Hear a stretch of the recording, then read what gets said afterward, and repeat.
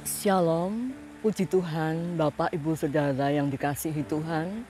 Kita akan awali hari yang baru pagi hari ini dengan kebenaran firman Tuhan yang diambil dari kitab Mazmur, pasalnya yang kelima, ayatnya yang keempat. Tuhan, pada waktu pagi Engkau mendengar seruanku. Pada waktu pagi aku mengatur persembahan bagimu dan aku menunggu-nunggu. Bukan suatu kebiasaan, tetapi kami menyadari bahwa keterbatasan kami serta banyak ketidakmampuan kami dalam melayani pekerjaan Tuhan di dunia pendidikan, maka setiap pagi kami mengadakan morning devotion, memohon pertolongan Tuhan, memohon berkat Tuhan menyertai pelayanan kami. Ada pujian, membaca firman, serta menaikkan doa syafaat, juga doa-doa pribadi. Pagi hari ini, Daud memberikan sebuah teladan yang baik. Pada waktu pagi, Engkau mendengar seruanku. Daud berseru-seru kepada Tuhan. Daud tekun berdoa. Perikop ini berjudul Doa pada Pagi Hari. Tidak hanya dikatakan Daud hanya berdoa, tapi Daud juga ayatnya yang keempat, aku menunggu-nunggu. Dia menaikkan doa dan dia menunggu-nunggu Tuhan. Tuhan yang empunya kehidupan. Daud menunggu-nunggu dengan penuh harap. Daud menunggu dan menanti-nantikan jawaban Tuhan. Bapak Ibu, ada sebuah rahasia besar. Ketika orang percaya menanti-nantikan Tuhan. Yesaya 30 ayatnya yang ke-18. Sebab itu Tuhan menanti-nantikan saatnya hendak menunjukkan kasih-Nya kepada kamu. Sebab itu bangkit, hendak menyayangi kamu. Sebab Tuhan adalah Allah yang adil. Berbahagialah semua orang yang menanti-nantikan Dia. Bukan bertepuk sebelah tangan, tapi Tuhan begitu gembira, excited ketika melihat orang-orang percaya menunggu-nunggu, berharap penuh, menanti-nantikan Dia. Maka Tuhan terlebih rindu. Dia juga menanti-nantikan saatnya untuk menunjukkan kasih Tuhan itu kepada setiap orang yang tekun berdoa. Puji Tuhan, suatu saat bangsa Israel harus menghadapi barisan tentara perang dari bangsa Filistin. Barisan bangsa Israel ini tiap pagi dan tiap petang dicemooh, ditantang oleh barisan tentara dari Filistin. Mereka mencemooh, mereka menghina. Alkitab mencatat di tengah-tengah barisan tentara Filistin itu tampillah seorang pendekar tentara pahlawan bangsa Filistin yang tinggi besar, gagah perawakannya, bahkan Alkitab mencatat tingginya 6 hasta 1 jengkal atau hampir 3 meter. Namanya adalah Goliat. Goliat ini termasuk keturunan raksasa. Bapak, Ibu, Saudaraku yang terkasih, seringkali dalam kehidupan kita, faktanya kita seringkali menghadapi permasalahan. Mungkin itu permasalahan ekonomi, jual beli, hutang piutang, mungkin perdagangan sepi, atau mungkin permasalahan kesehatan di mana sakit penyakit yang tidak kunjung sembuh, permasalahan keluarga, interaksi dengan sesama, atau mungkin anak-anak masa depan mereka, apalagi tahun ajaran baru mendatang, mereka akan naik ke jenjang berikutnya, mereka akan mencari sekolah baru. Masalah itu besar, bahkan terlihat besar, melebihi besarnya dengan kekuatan pikiran kita, melebihi besarnya dengan kemampuan kita.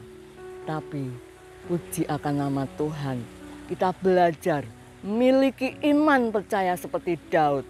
Ketika Daud menghadapi Goliat, dia membawa nama Tuhan semesta alam. Dia membawa keyakinan, iman, percaya bahwa setiap doa yang dinaikkan Daud selalu didengar oleh Tuhan. 1 Samuel 17 ayatnya yang ke-50. Demikianlah Daud mengalahkan orang Filistin itu dengan umban dan batu. Ia mengalahkan orang Filistin itu dan membunuhnya tanpa pedang di tangan. Puji Tuhan Bapak Ibu, Allah kita adalah Allah yang dahsyat. Allah kita adalah Allah yang setia. Daud yang tekun berdoa di pagi hari. Dia menaikkan permohonan dan ucapan syukur. Tuhan merespon doa Daud, memberikan kemenangan kepada Daud. Daud mampu mengalahkan Goliat. Bahkan di kalimat yang terakhir dikatakan, tanpa pedang di tangan. Bapak Ibu Saudara, pedang itu dari mana? Kok Daud bisa mengalahkan Goliat, bisa memancung kepala Goliat, bisa membunuh Goliat? Ayatnya yang ke-51 dijelaskan. Daud berlari mendapatkan orang Filistin itu, lalu berdiri di sebelahnya. Diambilnyalah pedangnya, dihunusnya dari sarungnya, lalu menghabisi Goliat. Dipancungnyalah kepala Goliat dengan pedang itu.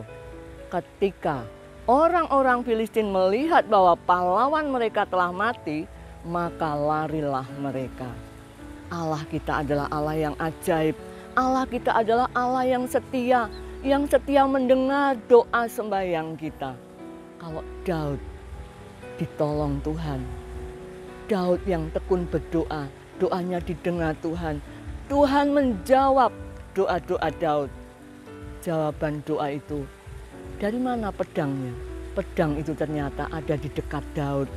Pedang itu ada di hadapan Daud. Pedang itu ada di depan mata Daud. Bapak Ibu Saudara, dari peristiwa ini kita belajar.